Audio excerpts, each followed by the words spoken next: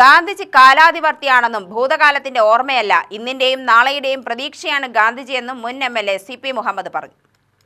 പാലക്കാട് കോട്ടമൈതാനത്തെ രക്തസാക്ഷി മണ്ഡപത്തിനു മുമ്പിൽ കേരള പ്രദേശ് ഗാന്ധി ദർശൻ വേദി ജില്ലാ കമ്മിറ്റി സംഘടിപ്പിച്ച ഗാന്ധി സ്മൃതി സംഗമം ഉദ്ഘാടനം ചെയ്ത് പ്രസംഗിക്കുകയായിരുന്നു അദ്ദേഹം. യുഗപ്രഭാവനായ ഗാന്ധിജിക്ക് പകരം ഗാന്ധിജി മാത്രമേയുള്ളൂ എന്നും കൂട്ടിച്ചേർത്തു.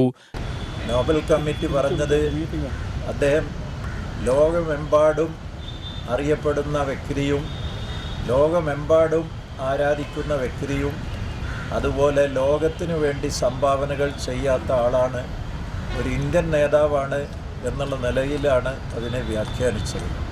പക്ഷേ മഹാത്മാഗാന്ധി ആരാണെന്നും മഹാത്മാഗാന്ധി ലോകത്തിന് നൽകിയ സംഭാവന എന്താണെന്നും നോബൽ കമ്മിറ്റിക്ക് മുഴുവൻ മനസ്സിലായിട്ടില്ല. പക്ഷേ നോബൽ കമ്മിറ്റിക്ക് മനസ്സിലായിട്ടില്ലെങ്കിലും ലോകത്തിനത് മനസ്സിലായി എന്നുള്ളതാണ് വാസ്തവം. നോബൽ കമ്മിറ്റി 6 തവണ മഹാത്മാഗാന്ധിയുടെ പേര് പരിഗണിച്ചു.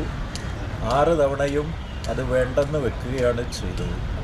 പക്ഷേ നോബൽ സമ്മാനം കൊണ്ട് മാത്രം തീരുന്ന ഒന്നല്ല മഹാത്മാഗാന്ധിയുടെ ഖ്യാതിയും അദ്ദേഹം ലോകത്തിന് സമ്മാനിച്ച നൈതിക മൂല്യങ്ങളും. അത് ലോകത്തിലുള്ള എല്ലാവർക്കും മനസ്സിലാവും. ജില്ലാ ചെയർമാൻ ഡോക്ടർ PP വിജയകുമാർ അധ്യക്ഷത വഹിച്ചു. General secretary doctor A Sivaramakrishnan, professor M Unnikrishnan, A Gopinathan, P Preetha, KT Pushpavalli, Nambiar, VR Kuttan, S സൈലാവുദ്ദീൻ, VN Raghunathan എന്നിവർ പ്രസംഗിച്ചു.